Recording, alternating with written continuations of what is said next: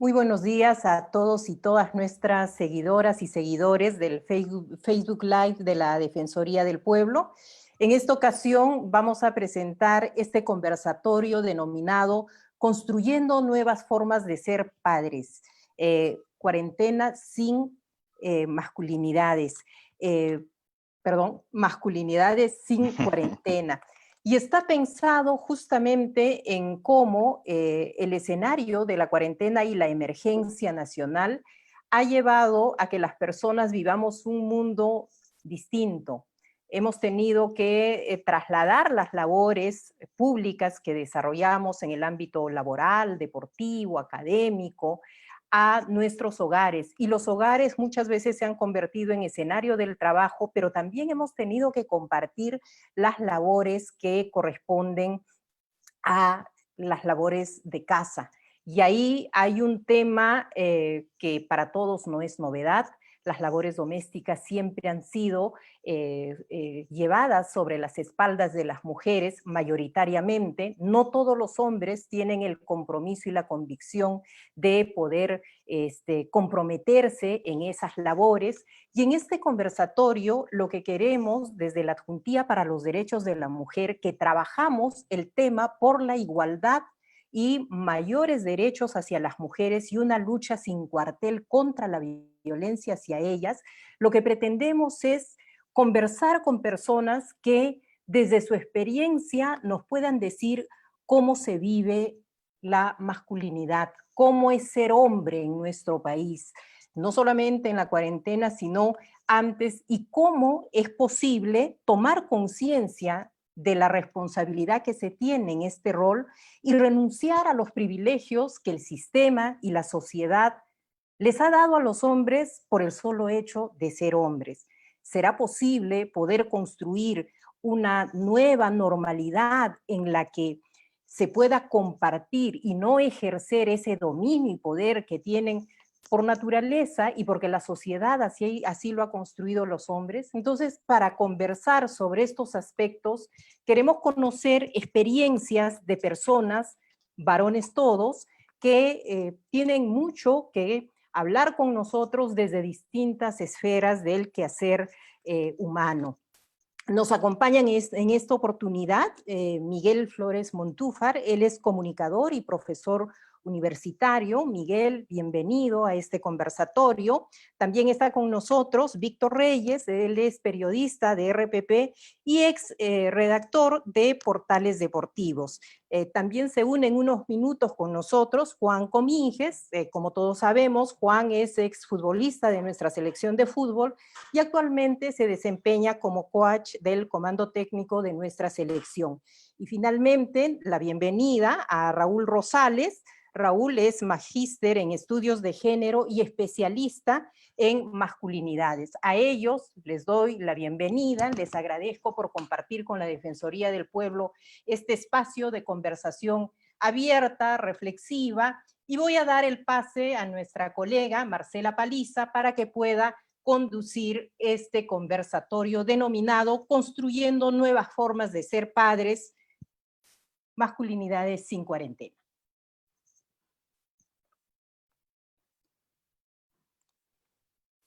Buenos días a nuestros invitados, doctora Eliana, y a todas y todos quienes nos están viendo por el Facebook de la institución. El webinar con Juan, que en un momento se conecta, Miguel, Víctor y Raúl, consta de dos partes. En el primer lugar nos comentarán cómo ejercen la masculinidad en sus espacios laborales. Luego Raúl, que es un especialista en la materia, ya la doctora lo señaló, hará una breve reflexión respecto a lo señalado por nuestros invitados, por los demás. En la segunda parte, los panelistas responderán las preguntas respecto al tema que ustedes quieran dejar en los comentarios de esta publicación. Para finalizar, la doctora Eliana hará unas breves conclusiones respecto de todo lo conversado y todas las experiencias expuestas aquí. Bueno, chicos, antes de empezar, un poco para liberar la tensión, quizás nos podríamos tomar un minuto para responder cómo le están pasando en esta cuarentena. ¿Qué les ha parecido? ¿Cómo ha estado la convivencia en el hogar? Si se han asumido ciertos roles. Miguel.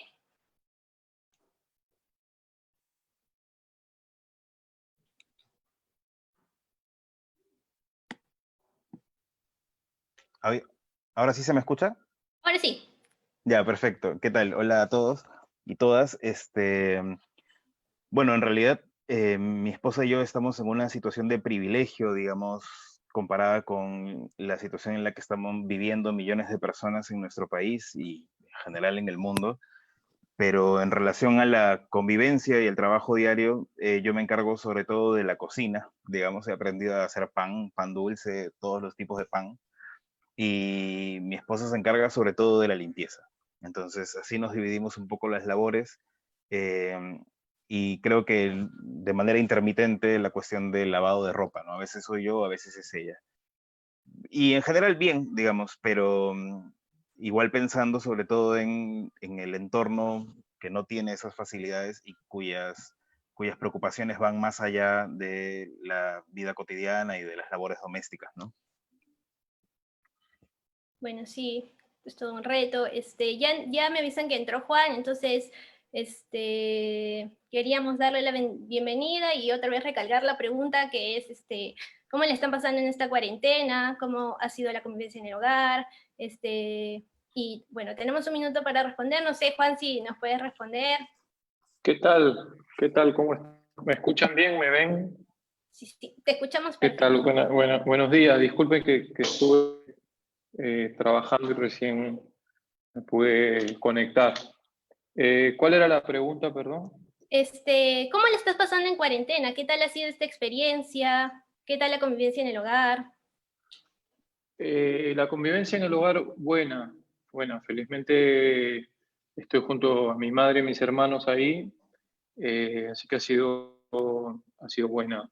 Recién hace 3 días que estoy saliendo para mi centro de trabajos aquí en la Federación Peruana, que digamos tenemos todos los protocolos de seguridad y estamos ahí reencontrándonos con esta nueva manera de convivir, ¿no?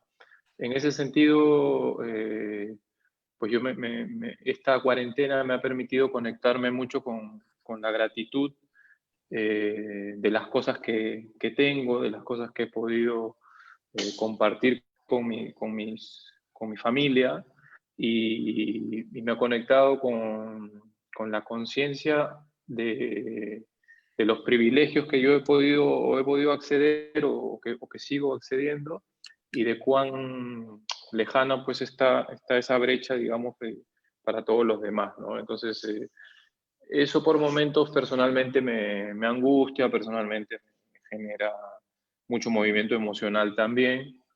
Eh, la forma que he encontrado de canalizarlo es tratando de hacer acciones, de hacer algo, y yo encuentro que dentro de mi labor en el trabajo, en el caso en el deporte, es algunos pasos a que esta brecha en algún momento ojalá y se achique y desaparezca, ¿no?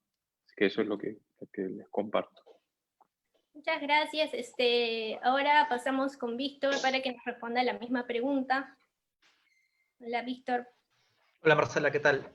Bueno, sí, en mi caso, igual que Miguel y que Juan, le he pasado con la suerte, el privilegio de poder trabajar desde casa, donde vivo con mis padres, pero también han sido días en los que uno que ha tenido que aprender a lidiar con emociones y con sensaciones que de repente antes, quizás dentro un poco de una masculinidad heredada de estereotipos anteriores, tenía que reprimir, ¿no? Como el miedo, la ansiedad. Así que para mí ha sido muy, muy constructiva de alguna forma la experiencia de aprender a lidiar que hay cosas sobre las que uno no tiene control y que simplemente tiene que procesar su miedo y en no hacer que se convierta en ansiedad. Por mi parte, yo puedo contarles que he vivido con mis padres que son mayores de 60 años. Entonces, gran parte de mi preocupación ha ido por ahí, por el hecho de que ellos son personas vulnerables a la enfermedad. Felizmente ellos también han podido cumplir la cuarentena. Y bueno, yo en la casa he tenido que, al estar más tiempo en casa, también he tenido que asumir más roles en el hogar y de alguna forma eso también colabora con un tema que vamos a hablar más adelante, ¿no? Que es la deconstrucción del rol supuestamente masculino en el hogar. Creo que ahora es esta cuarentena, siempre que se pueda, siempre desde un cierto, quizás desde un cierto sector, desde cierto privilegio, uno tiene que aprovecharla para tratar de construir los roles y las expectativas que se tienen tradicionalmente del rol masculino en la casa, ¿no? Sí, creo que efectivamente ha sido un tiempo de introspección para todos y de aprendizaje también sobre uno mismo. Y bueno, para finalizar esta parte, Raúl, cuéntanos cómo ha sido tu experiencia, qué tal los roles en la casa.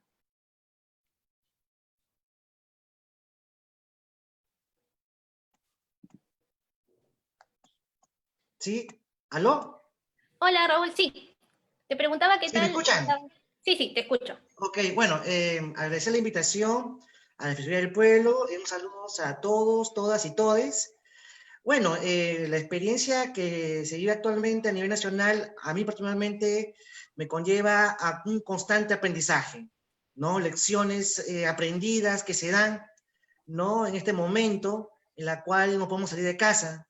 En mi particular caso, digamos, ejerciendo trabajo no remunerado, ¿no? Trabajo compartido con mi pareja, Betina Valdés, que también es especialista en tema de género, ¿no? Y ella siempre plantea una frase que es lo que nos mueve como pareja, como familia. Tenemos un niño de 2 años, que es que el género te mueva de la vida cotidiana hasta las políticas públicas, ¿no? Y en ese sentido estamos tratando, digamos, de fomentar y construir nuevas masculinidades con nuestro hijo.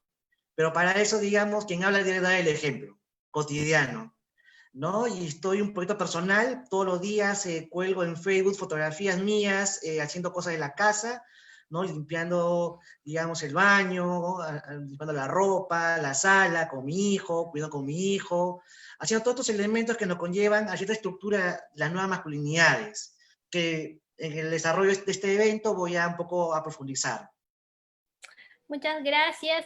Bueno, ahora sí vamos a responder la pregunta principal de este evento, que es cómo se ejerce la masculinidad en los espacios laborales. En este segmento, cada uno de nuestros invitados cuenta con 5 minutos para responder. Voy a empezar con Juan. Bueno, mi pregunta para ti bajo este marco es, ¿te has desenvuelto predominantemente en un ámbito masculino, que es el fútbol? Has sido jugador profesional, has estado en la selección de fútbol, has jugado en el Cienciano del Cusco, que es mi equipo preferido, ahora eres coach de la federación. ¿Cómo ha sido esta experiencia? ¿Cuáles son las principales prácticas masculinas en estos grupos? A ver, la pregunta es cómo se ejerce la masculinidad en el trabajo, ¿verdad? Claro, en tu espacio, que sería futbolista. Sí, yo considero que estamos atravesados por una historia y por una lógica patriarcal, evidentemente, y una historia heredada de costumbres y de culturas y de maneras de ser, en la que en el fútbol esto se extrapola y se lleva hasta el límite, ¿no? El fútbol, de alguna manera, es un espacio de poder, es un espacio donde de mucha virilidad, por decirlo así, y es una organización, no hablo de mi organización, sino de todo el fútbol en general, con un nivel de conciencia muy competitivo, donde prima el individualismo.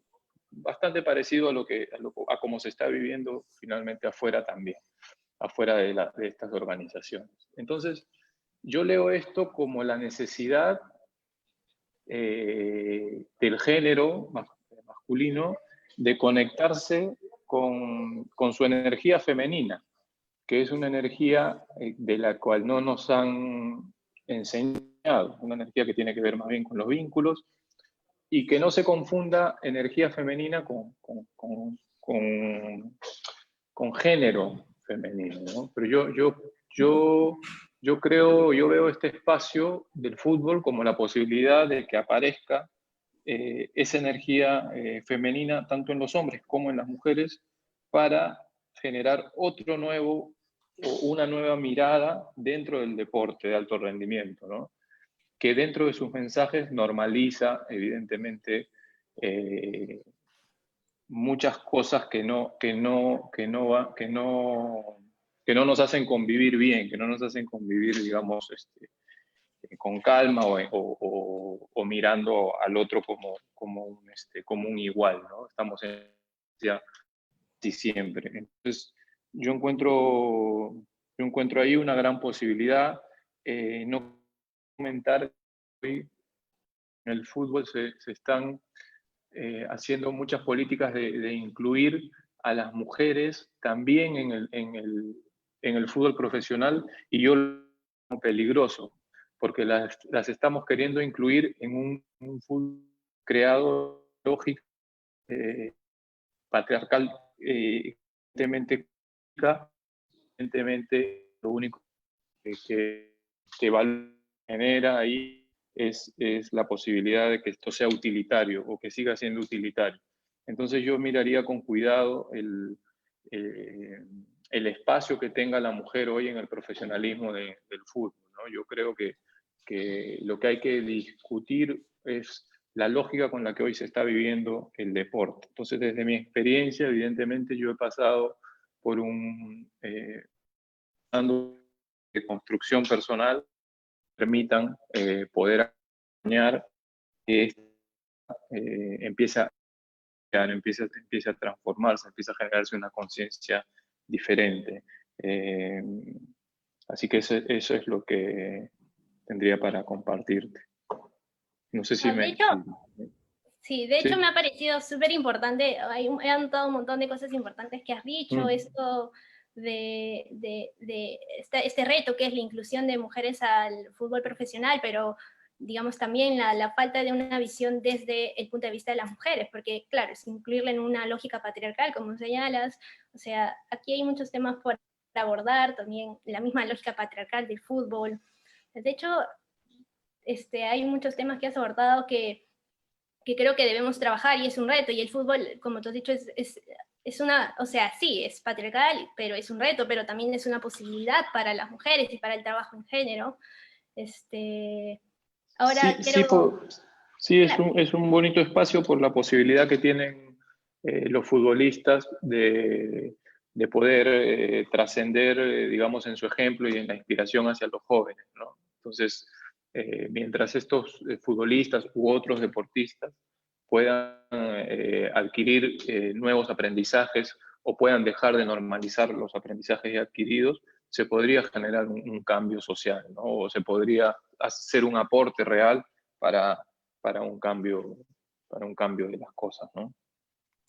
claro, o sea, yo pensaba, por ejemplo, un equipo de fútbol masculino puede ser en algún momento dirigido por una mujer. Ahora esto parece como una utopía, un sueño muy lejano, pero ¿por qué no O sea, algún día? O la inclusión de creo, árbitras mujeres, por ejemplo. yo creo que dentro de la dirección que tú mencionas, como si fuera una mujer, yo trataría de sacar la conversación del género entre mujer y hombre, no con esto desconociendo la opresión que los hombres hemos cometido a lo largo de la historia, seguimos cometiendo contra la mujer. Chao, Ricardo. Gracias, igual. Me fui. Sino que estos, creo que tanto hombre como mujer pueden tener la capacidad de liderar. Lo que pasa es que no necesariamente los espacios tienen que ser compartidos únicamente por el género, sino que hay ciertas cosas que hay que saber y que hay que conocer bien para poder liderar mejor, ¿no? Sí. Sí, muchas gracias. Ahora De nada. quisiera preguntar a Miguel, Miguel que es comunicador y educador, quería a ti personal, o sea, específicamente preguntarte desde tu experiencia, desde esa experiencia en los salones de clase, ¿cómo has notado, qué observas de las relaciones de género entre alumnos y alumnas, y también entre alumnos y alumnas y profesores y profesoras, y también en este grupo de profesores y profesoras, ¿no? ¿Cómo percibes esas interacciones de género? ¿Cómo se dan? En todo caso, yo he pensado más bien en, como yo entré a trabajar como profesor muy joven, la mayoría de profesores que conocí eran mujeres, eran profesoras y eran mis coordinadoras, es decir, autoridades a las que yo les debía explicaciones o a quienes rendía cuentas sobre mi trabajo. De modo que en relación digamos, a la paridad respecto de la jerarquía en el trabajo como docentes, no he sentido desde mi experiencia que hubiese una diferencia, ¿verdad? Pero sí le he sentido más bien en relación al profesor y los alumnos o las alumnas. Por eso creo que sí es saludable que los profesores mantengamos un nivel de distancia con los estudiantes y las estudiantes para evitar que en ese contacto se genere algún tipo de ruptura o un acercamiento que esté envenenado por la jerarquía que diferencia a un adulto de un adolescente. Yo enseño sobre todo a estudiantes de 16 o 17 años y con un nivel de vulnerabilidad en el que podría una relación más cercana más hacer daño que bien para ellos, ¿no? Por eso creo que es importante que un profesor o profesora, sobre todo profesor, porque esta relación jerárquica que muchas veces siento que es aprovechada por los profesores varones, que toman como mentorías sobre sus estudiantes, sobre todo mujeres, creo que ocurre sobre todo en relación al profesor varón con la estudiante, ¿no? Eh, entonces, evitar esas dinámicas me parece saludable, en primer lugar. En segundo lugar, creo que también se debe trabajar, como yo soy profesor de lenguaje, creo que también es importante para los chicos y chicas reconocer que el lenguaje es una entidad cambiante, que no significa que porque la normativa diga una cosa debe aplicarse sin concesiones, y que más bien se trata de conocer esa normativa para aplicarla, renovarla, pero también para cuestionar las palabras que utilizamos o los términos con los que nos referimos a determinadas realidades. Y creo que en ese camino, otra cosa que también me parece relevante es, yo tengo un club de lectura y en la universidad, y me parece central la visibilidad de las autoras mujeres, ¿no? Yo todo el colegio, digamos, como estudiante, no leía ninguna autora mujer, y en la universidad creo que habré leído a una por imposición, digamos, es decir, que me hayan obligado a leerlas. Eh, entonces, que mis alumnos en el club de lectura tengan la obligación de leer tanto a determinadas autoras mujeres como autores hombres, me parece que es no solamente un reto para el profesor que establece esa lista de lecturas, sino también una posibilidad que ellos tienen que muchos de nosotros no tuvimos, que es tener acceso a libros escritos por mujeres, conocer la historia literaria de los libros escritos por mujeres que muchas veces es pasado por alto y simplemente ignorado, ¿no? Bajo el argumento de que no se les conoce, no son tan famosas, etc. Y finalmente creo que también es importante reconocer algo que también decía Juan, que es que las dinámicas de violencia permanecen. Uno quiere pensar que los chicos que tienen 16 o 17 años son menos machistas, menos homofóbicos, menos racistas, pero la verdad es que muchos de ellos heredan de sus padres o del colegio del que provienen patrones de conducta violentos, que probablemente no se manifiesten en clase, y sin embargo a veces se manifiestan. En algún comentario sobre si un chico dice algo sobre su vida, sobre su orientación sexual, por ejemplo, o en su entonación de voz, hay un amaneramiento que los demás distinguen. Entonces me parece que esas situaciones también dan pie a que el profesor dedique un espacio a hablar de eso, a hablar de el respeto a la diversidad, a hablar de la necesidad que tienen los estudiantes de vivir libremente su expresión de género, y también creo que utilizar la propia experiencia respecto de las labores domésticas a las que uno se dedica, las aspiraciones que tiene respecto de su propio hogar o cómo construye sus dinámicas familiares y cómo las refleja en sus clases también es relevante, porque finalmente somos un adulto más dentro de la gama de adultos o del universo de adultos que los estudiantes y las estudiantes conocen. y en quienes inevitablemente pueden verse o no reflejados. Entonces sí creo que es importante que también hablemos de cómo somos, de cómo llevamos nuestra propia conducta personal fuera del aula, y que obviamente tengamos conductas que estén lejos del acoso, lejos de los comentarios condenatorios, que no hagamos observaciones basadas en el sentido común, sino que nos preocupemos por, por, por investigar o averiguar un poco antes de abrir la boca respecto de la diversidad sexual, respecto de los derechos de las mujeres. Creo que todo eso podría ayudar a construir una mejor idea de masculinidad, ¿no? Creo que sí, este proceso de deconstrucción, pero personal sí, pero también compartido, por ejemplo, desde tu experiencia, me parece súper como un ejemplo para otros docentes que quieran hacer lo mismo, ¿no? O sea, claro, esto es una iniciativa tuya, pero sería bueno de que también en las universidades se trabajen como que eso, ¿no? Que la deconstrucción de cada docente incluya también ese intercambio con los alumnos, porque, bueno, o sea, los profesores también están aprendiendo de ellos. Entonces, sí me parece súper interesante lo que acabas de decir. Ahora quiero pasar con Víctor. Víctor, en tu caso, tienes la función de redactar, bueno, actualmente por la cuarentena, notas sobre temas de actualidad, pero también tengo entendido que has trabajado en portales deportivos, entonces quería preguntarte, ¿cómo percibes ambos espacios? ¿Cómo percibes esta relación entre géneros en ambos espacios? En uno que es, digamos, un poco más paritario y otro que es predominantemente masculino, y en cuál tú te has sentido más cómodo o qué has podido identificar que te puede causar un poco de incomodidad. Sí, mira, justamente para hacer un poco un puente entre lo que contaba Miguel y lo que contaba Juan, yo salí de la universidad, yo estudié literatura en San Marcos, que era un espacio en el que la masculinidad por ahí se construía bajo un modelo más un modelo patriarcal sin duda, pero el modelo del hombre intelectual que lee, que construye su masculinidad a partir de conocimientos que tiene y de alguna forma mantener en calma sus emociones.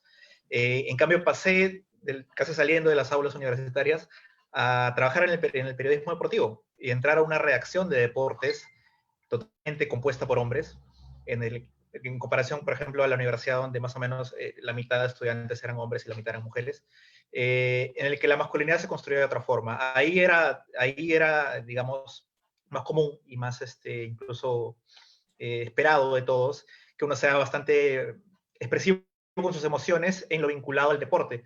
Porque para ser sinceros, en el Perú, ser periodista deportivo es sinónimo de ser periodista de fútbol. O sea, los otros deportes casi ni se tocan. Y de fútbol masculino, ¿no? Así que me tocó estar en una redacción de deportes. Al principio debo confesar que me costó porque yo venía de una dinámica social distinta. Y claro, ahí todo era, incluso en esa época te puedo contar que todavía había la costumbre en los portales deportivos web de hacer hacer notas con fotos de mujeres, de modelos, de esposas de los futbolistas, tratar de llevar un poco la lectoría por ahí. Felizmente eso ahora ya ha cambiado, al menos en el medio en el que estoy, pero en esa época todavía era muy común. Así que, claro, la masculinidad en ese momento se construía a partir tanto por qué tanto expresabas tus emociones y qué tanto expresabas tus conocimientos sobre esta área particular del fútbol. Poco a poco puedo contar que la llegada primero de reporteras a la redacción y luego también de redactoras mujeres hizo que esta dinámica cambie. Así que de alguna forma, al principio había cierta resistencia a la llegada no tanto yo creo que más por la poca costumbre de compartir un espacio de trabajo con mujeres, pero poco a poco la llegada de mujeres a la redacción fue cambiando esa dinámica. Al día de hoy yo puedo decir que esa redacción de deportes en la que yo estaba y en la que ya no estoy, pero hoy día la jefa de la editora web es una mujer. Así que cuando me toca coordinar cuando me ha tocado coordinar y mantener contacto con esa redacción a la que algunas pertenecí, puedo ver sustancialmente que la dinámica ha cambiado, no solo por la jefa, sino que ahora hay varias reporteras y redactoras también mujeres. Yo estuve un año haciendo periodismo digital deportivo. Luego me tocó pasar al periodismo de actualidad, política, judiciales, mundo. Y como decías, Marcela, ahí sí yo noté un ambiente un poco más paritario. En primer lugar, porque en la redacción también había muchas más mujeres, había muchas redactoras mujeres.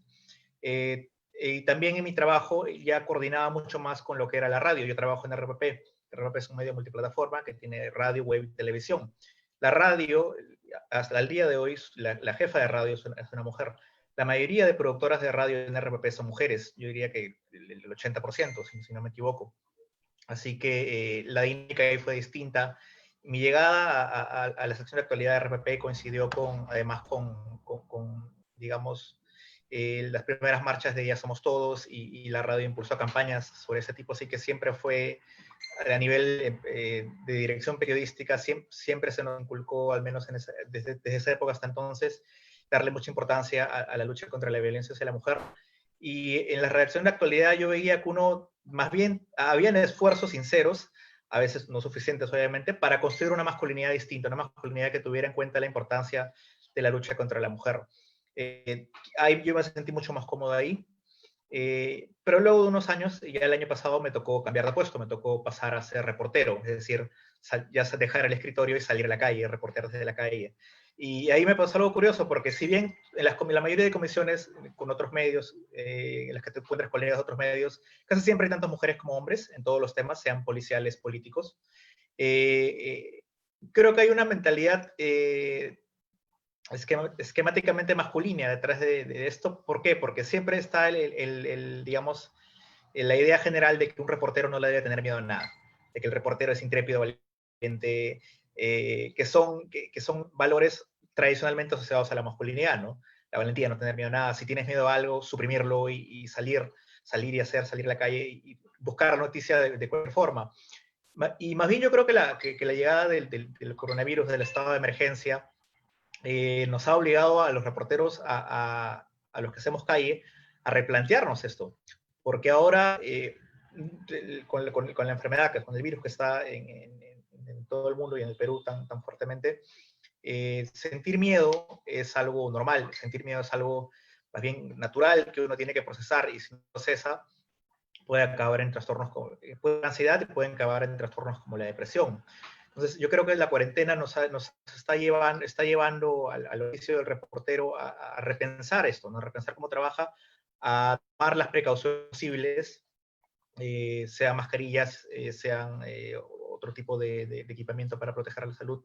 Varios colegas míos a mí no me ha tocado salir a la calle en la cuarentena, por lo que comentaba, porque al inicio, porque tengo padres mayores y felizmente la radio me dio la posibilidad de quedarme en casa, pero varios reporteros están saliendo con mascarillas, con trajes, esos los que le dicen los mamelucos, los que le dicen de astronautas, y sean hombres o mujeres, ambos están tomando la misma precaución. Me parece que esto nos está obligando a repensar digamos, esta idea un poco, creo yo, ligada a la masculinidad de no tener miedo a nada, seas hombre o mujer. Y ahora todos estamos avanzando, cambiando hacia un esquema en el que sí se puede tener miedo y hay que ser más precavido, y cuando tengamos miedo, simplemente hay que tratar de racionalizarlo y por ahí tomar las precauciones necesarias, ¿no? Tener miedo está permitido ahora, y creo que eso está bien, sobre todo en el campo de los reporteros que estamos en calle la mayoría del tiempo, ¿no? Sí, tienes toda la razón. Creo que la expresión de sentimientos es un tema central dentro de las masculinidades.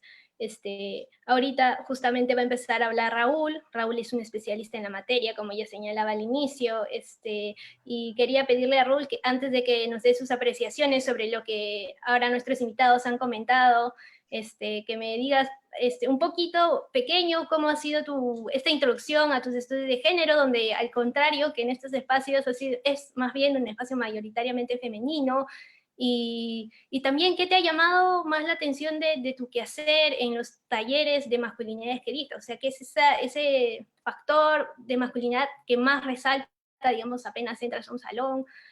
Y ahora te doy la palabra.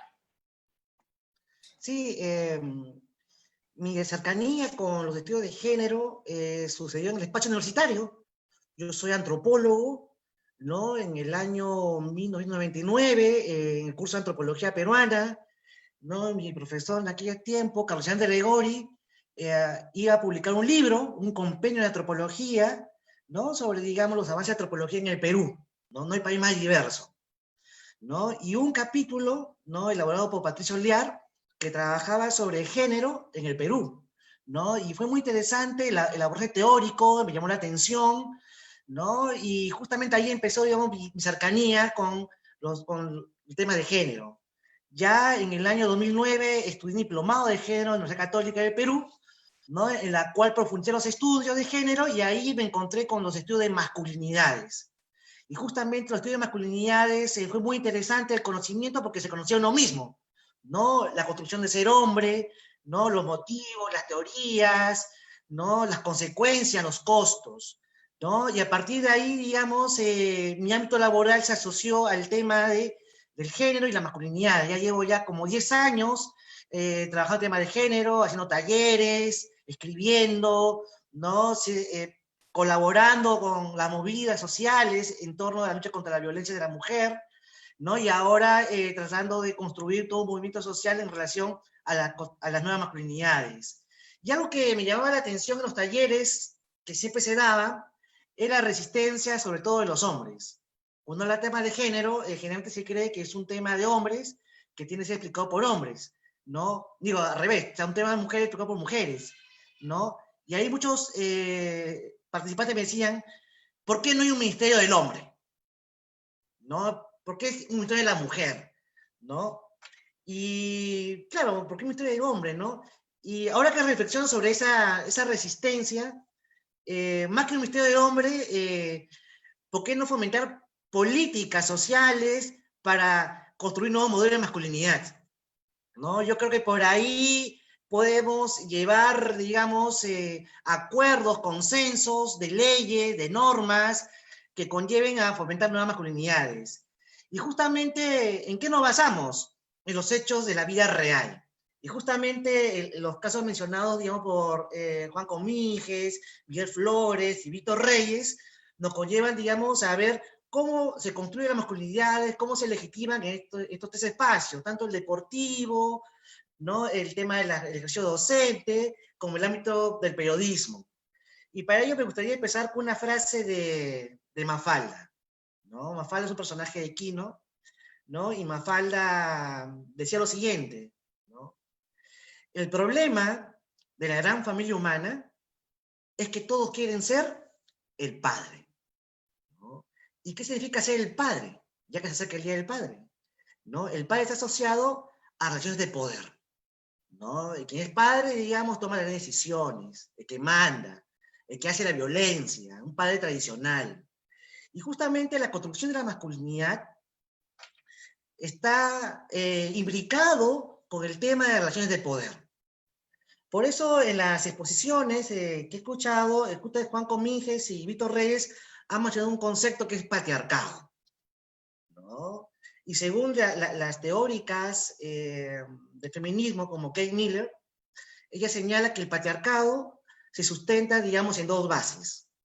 Una que es la dominación del macho sobre la hembra, y la otra es la dominación del macho, digamos, adulto con respecto al macho más joven, ¿no? Son dos bases. Y con respecto a este ámbito, entre los hombres, podemos ver que la masculinidad no es homogénea, sino es diversa. Y se estructura, digamos, una jerarquía de género, ¿no? Porque justamente para legitimar una masculinidad hegemónica, que es un concepto, digamos, de Connell, ¿no? Que según Connell, la masculinidad hegemónica es una configuración de un orden de género, ¿no? Cuando hay un orden, hay una jerarquía, en la que hay una respuesta aceptada con respecto al patriarcado, en la cual se garantiza la superioridad del hombre y la subordinación de la mujer. Entonces, ¿cómo se garantiza? Entonces vamos a ver estos tres ámbitos de acción de la masculinidad. En el ámbito deportivo, ¿no? Es justamente, con Miguel hablaba que, bueno, el fútbol, digamos, teología patriarcal, ¿no? Hay una masculinidad hegemónica, ¿no? Pero también hay una masculinidad subordinada, ¿no? ¿Y qué es la masculinidad subordinada, digamos, en el fútbol? El famoso pecho frío. ¿Qué es el pecho frío? El que no sube la camiseta. Y dentro de los jugadores de fútbol y los que les gusta el fútbol, a los pechos fríos no les gustan. ¿A quiénes les gustan? En el argot futbolístico, les gustan los jugadores, digamos, que ponen en la cancha lo que ponen las gallinas, ¿no? Y eso, digamos, ejemplifica, digamos, a jugadores, modelos de masculinidad hegemónica como Pablo Guerrero, que es el guerrero, el que da todo, el que suda, el que se entrega, ¿no? O como dicen, digamos, los jugadores o los hinchas de la U, ¿no? La garra crema, ¿no? Entrega la garra, ¿no? Esa entrega, ¿no? Que configura una estructura, digamos, de masculinidad hegemónica. Si no entras de esta masculinidad hegemónica, vas a ser menospreciado, te van a ver mal, ¿no? Te van a decir pecho frío, ¿no? Y así lo conocen, digamos, por ejemplo, una manera de legitimar a un equipo de fútbol, sino que es un equipo pecho frío. Y siempre le dicen eso, digamos, por ejemplo, el Deportes Cristal. Son los pecho fríos porque son jugadores que no se entregan, ¿no? Más juegan por la plata, más que por el sentimiento, ¿no? Entonces, digamos, vemos cómo se estructura la jerarquía de género, ¿no? Entre hombres. Y en el ámbito, digamos, del ámbito universitario, me parece muy interesante lo que señala Miguel Flores, ¿no? Que él digamos, siendo joven, digamos, sus supervisoras eran mujeres adultas, ¿no? Entonces, digamos, ahí en el caso de Miguel Flores vemos que hay un intento de buscar otra razón, buscar un cambio. Por eso él mencionaba algo muy importante, ¿no? ¿Quiénes son los autores, literatura que uno estudia? Todos son hombres. Y él mencionaba, ¿y dónde están las mujeres? ¿No? O sea, ¿dónde está Flora Tristán?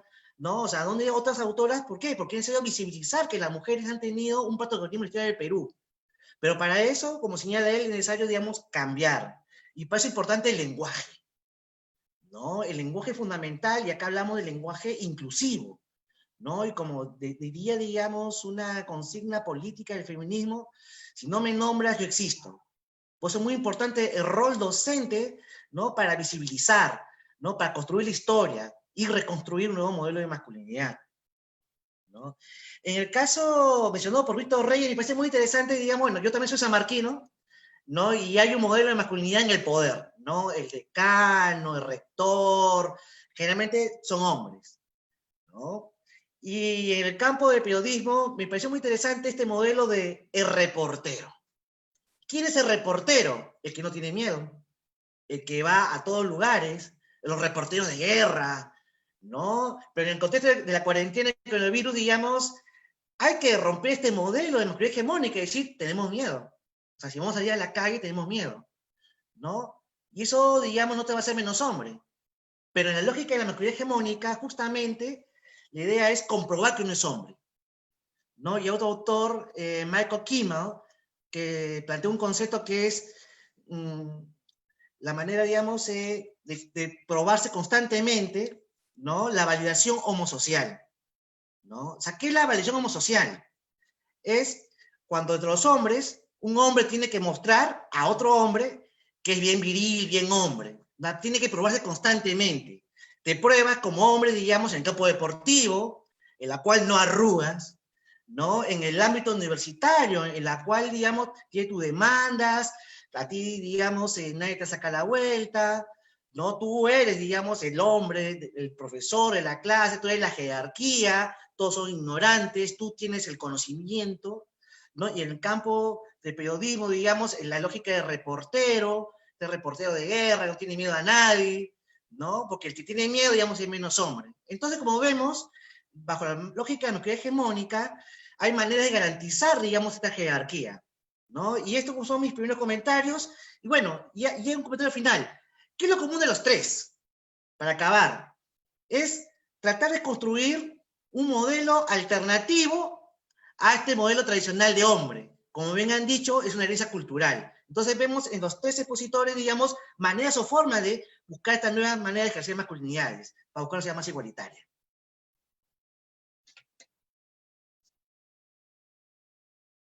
Muchas gracias, Raúl. Creo que has resumido muy bien lo que han dicho nuestros tres invitados. Bueno, ahora ya estamos en la segunda parte. Acá se van a responder preguntas del público que nos han dejado en los comentarios.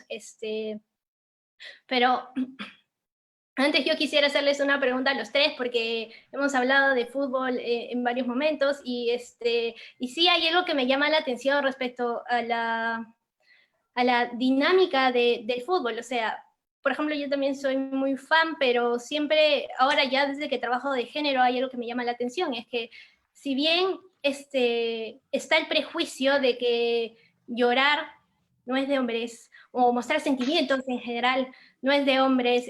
En el fútbol vemos casi todo lo contrario, ¿no? O sea, ahí es un espacio permitido, entre comillas, para expresar sentimientos. O sea, lo que decías un poco tú, Raúl, ahí poner corazón, poner eso, lo que ponen las gallinas, y lucharla hasta el final, pero no sé, si tu equipo gana, si tu equipo pierde, si te fallas un penal, lloras, el jugador llora, tú, hincha, lloras, y entre hinchas se abrazan también si ganan. Entonces, ¿por qué en ese espacio, o cómo lo ven ustedes, por qué en ese espacio sí está permitido, digamos, esta demostración afectiva, pública, y en otros no?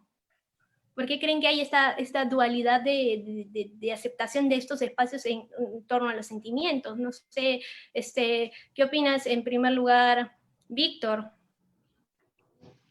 A ver, sí, me parece interesante lo que dices, ¿no? Socialmente sí es visto como llorar, gritar, no solo llorar, sino expresar cualquier tipo de emoción que el hombre pueda tener en un estadio. Yo también soy mucho de ir al estadio los fines de semana, bueno, antes, ¿no? En la antigua normalidad al menos. Entonces siempre había esta frase entre los que están en la tribuna de yo me aguanto mis emociones toda la semana y vengo a botarlo todo el día del partido, ¿no? A insultar al jugador, al árbitro, al dirigente, y eventualmente a llorar si mi equipo gana o llorar si mi equipo pierde.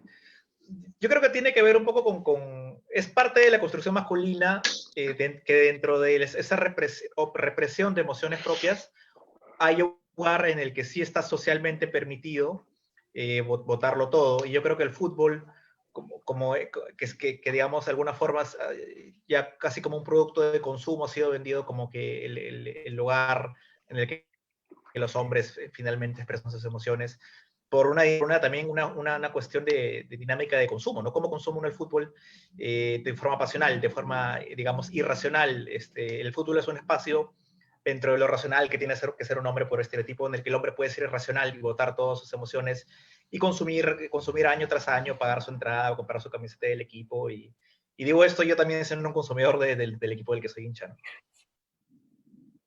Bueno, sí, ahora quiero hablar, la misma pregunta para Juan, y un poco más específica, por ejemplo, a un momento en el que te lesionaste, o sea, esos sentimientos, y también esta manera de expresar sentimientos se trasladan a otros espacios.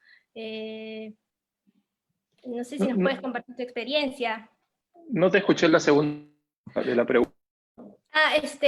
O sea, te preguntaba, por ejemplo, tú en tu carrera tuviste una lesión importante, una lesión que te alejó de la selección. Entonces, quería preguntar, o sea, en ese sentido, o sea, ¿cómo se llevan esos sentimientos y luego en el deporte? Y luego, si esto, ¿cómo se traslada al ámbito privado un poco, no?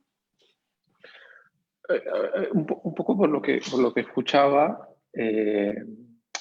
el fútbol, y estaban hablando de fútbol, capaz todos los demás deportes también pueden generar eso.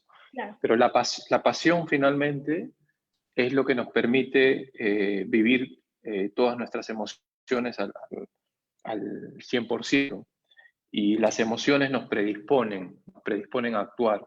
Entonces, algunas personas con esas emociones actúan de la manera que han estado ustedes escribiendo, ¿no?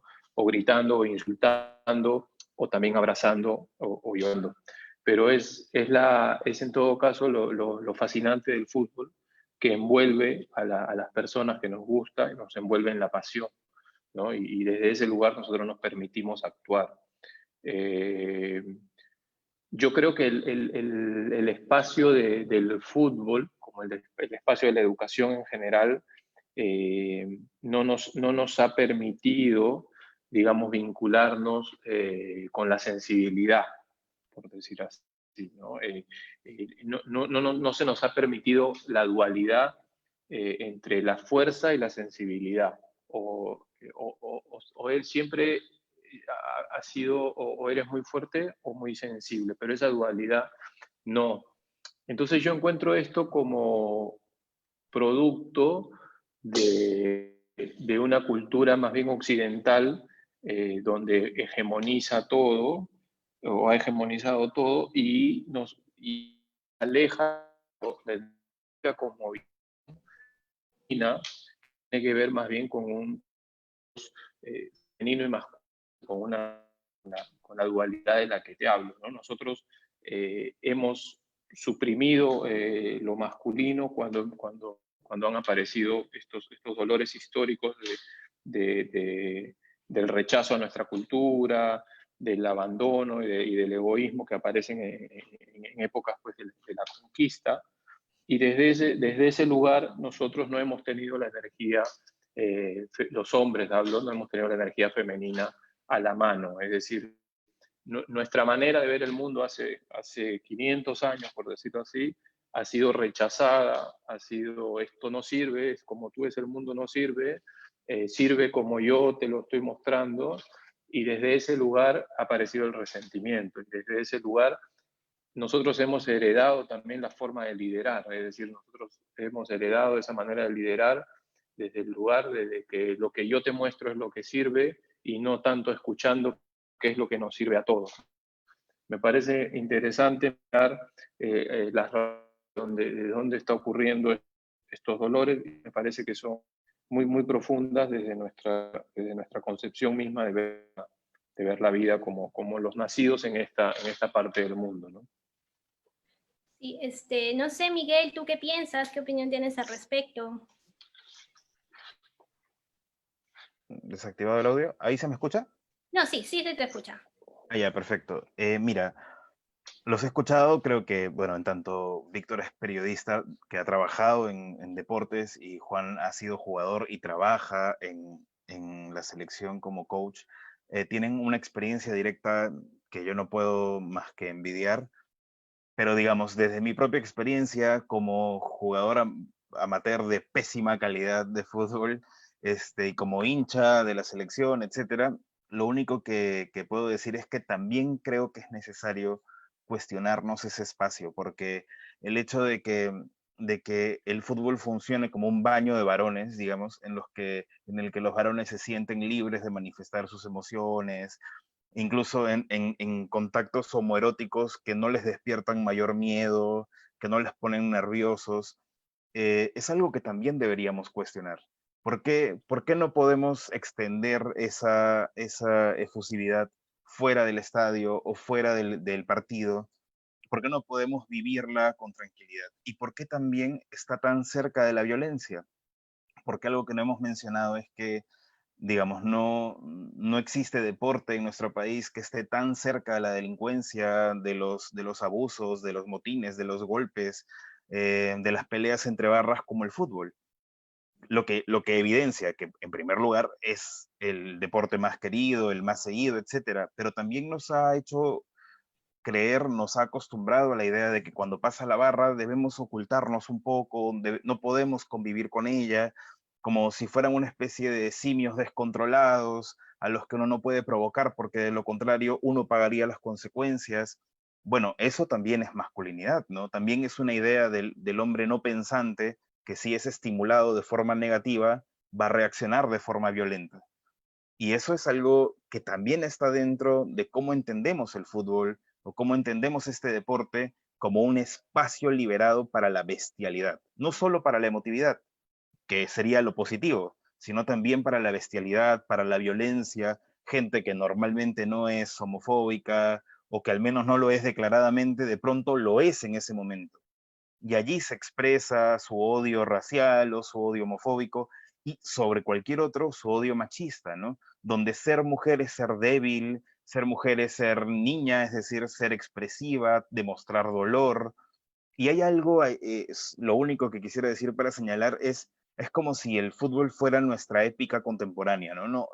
Como no tenemos otra épica, como no tenemos batallas ni guerras, de pronto ser hombre es ser Pablo Guerrero, ¿no? Romperte la nariz en la cancha, al pararte, seguir jugando. Entonces, en esa épica, como en la Ilíada, donde Aquiles llora, creo que en cada uno de los cantos, de pronto se permite la sensibilidad siempre que esté acompañada de violencia, y allí sí está bien que llores, como está bien que llores cuando estás borracho, porque en ese momento es el espacio permitido. Bueno, hay que cuestionar esos espacios permitidos, ¿no? Porque si no lo hacemos, la consecuencia va a ser que los espacios permitidos, el fútbol, la borrachera, el grupo de amigos, van a ser grupos que van a sostener esa violencia en vez de cuestionarla y disiparla, ¿no? Eso quería Claro, decir. súper interesante lo que estás mencionando. Raúl, ¿tú qué piensas también, no?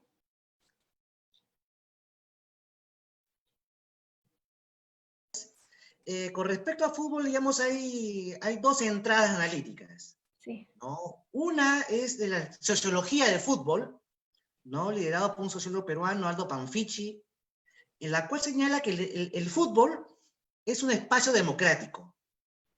Es decir, frente a una sociedad clasista, con desigualdades, el fútbol ofrece un espacio en el cual el pobre le puede ganar al rico, el negro le puede ganar al blanco, ¿no? Y entonces visualiza y analiza el fútbol como un espacio democrático, ¿no? Esa es una entrada analítica. Otra es ver el fútbol no como un espacio democrático, sino el fútbol que legitima una jerarquía de género. O sea, legitima la desigualdad, ¿no? Porque hay una estructura jerárquica, ¿no? Una es, digamos, el fútbol de hombres, en la cual el que pone, digamos, todo en la cancha, que suda la camiseta, hay quien visto, como bien señalaba Miguel Flores, ¿no? O sea, Paulo Guerrero, ¿no? Y se le mira mal al que no entrega la camiseta, ¿no? El que se peina mucho, ¿no? Después, digamos, está el fútbol femenino, ¿no? En la cual, digamos, las mujeres también ingresan a este campo, en la cual también tienen que entregar, dar lo que no tienen las gallinas, ¿no? Y después está el fútbol gay, que no ha sido mencionado, ¿no? El fútbol gay también hay campeonato mundial de fútbol gay, ¿no? Y el fútbol gay, digamos, eso sí no, es lo que está dentro de la pirámide, la jerarquía, lo más subalterno, ¿no? Yo he hecho investigaciones, he preguntado, digamos, a personas que juegan fútbol sobre el fútbol gay, ¿no? Y me dicen, mire compañero, si son personas como nosotros, como Jaime Bailey, puedo jugar con ellos, ¿no? Pero digamos, si son travestis, no, yo no entro a esa cosa, ¿no? Entonces, como vemos, el fútbol, digamos, que es un espacio que legitima una jerarquía social de género, ¿no? O sea, entonces hay dos maneras de verlo, ¿no? Y yo creo, digamos, que hay que ver, digamos, dentro de estos límites, cómo poder construir nuevas maneras de construir nuevas masculinidades, que sería un reto, ¿no? En el caso de Juan Comínguez, digamos, él está señalando, digamos, de cómo plantear esta energía femenina, ¿no? En el caso de Miguel Flores, digamos, cómo ver la manera de visibilizar, digamos, el protagonismo de las mujeres en el mundo, digamos, de las letras, ¿no? En el caso de Víctor Reyes, cómo replantear esta idea, digamos, de la masculinidad que no tiene miedo a nada, de estos reporteros, ¿no? Entonces yo creo que son entradas para repensar, digamos, nuevas formas de ejercer masculinidad. Muchas gracias. Justo me están avisando que ya se nos fue volando el tiempo y han quedado un montón de preguntas. Ojalá tengamos otro espacio para seguir contestándolas. Quiero, bueno, volver a agradecer su participación y ahora le doy pase a la doctora Eliana para que haga un poco las conclusiones de todo lo que hemos hablado, que ha sido súper interesante. Y gracias por la conversación. Gracias, Marcela. A nuestros invitados, muchísimas gracias por este espacio. En realidad ha sido una reflexión muy interesante que nos ha llevado a repensar lo masculino desde la percepción de 4 personas y desde diferentes ámbitos, pero que nos han centrado en el tema del fútbol. Creo que es importante resaltar lo que dice Juan Comínguez. Él reconoce que estamos atravesados por prácticas masculinas. Y eso no solamente se da en el fútbol, se da en nuestra sociedad. Pero resaltamos la consideración que él pone a rescatar y conectarse con esa energía femenina, que es importante para poder superar esta forma de relacionamiento que está pues marcada por un sistema hegemónico de dominación patriarcal que se da en nuestra sociedad. Pero también nos habla de esa discusión que tiene que darse respecto de la lógica de cómo se maneja el deporte de alta competencia desde su visión del fútbol, pero también llevando a lo que pueden ser otros escenarios y otras prácticas deportivas. Respecto a la última pregunta que generó varios comentarios, creo que es importante que él ha señalado que no se ha permitido esa dualidad de la fuerza y la sensibilidad.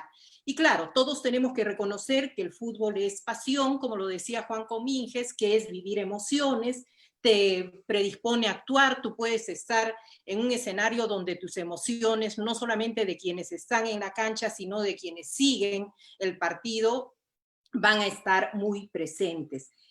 Luego, Miguel Flores Montúfar nos habla desde el espacio universitario de la interacción y paridad que hay entre los docentes, y eso es importante señalarlo, pero también él nos reconoce que hay una relación de jerarquía de los docentes respecto de los estudiantes. Nos ha dado muestra de cómo, desde su especialidad de la lengua, es la necesidad de utilizar un lenguaje que sea cambiante y que se pueda adecuar a la realidad, y también nos parece revelador cómo él desde su experiencia nos cuenta que en la secundaria leía autores masculinos y luego cómo en la universidad ha ido desde su práctica incorporando la lectura para sus alumnos, que son prácticamente adolescentes de 16, 17 años, respecto de autoras femeninas, que ese es otro tema en el cual también las mujeres llevamos una desventaja.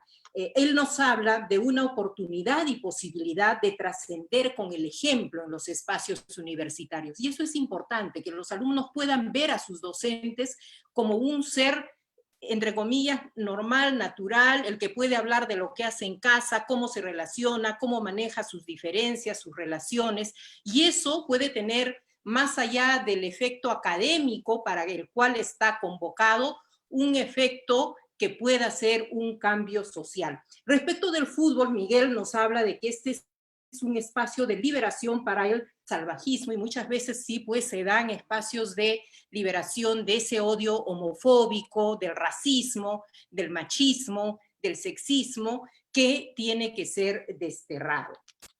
Víctor Reyes nos habla de cómo inicialmente era común los espacios de las prácticas web asociando a los deportistas respecto de su vinculación con las parejas que tienen. O sea, ahí había todo un concepto de la objetivización de cómo se tomaba quién era la pareja, la esposa, la novia del deportista, y respecto de eso giraban las noticias. Ese espacio ha ido cambiando, al igual que la incursión de las mujeres en estos espacios y estas dinámicas, ¿no?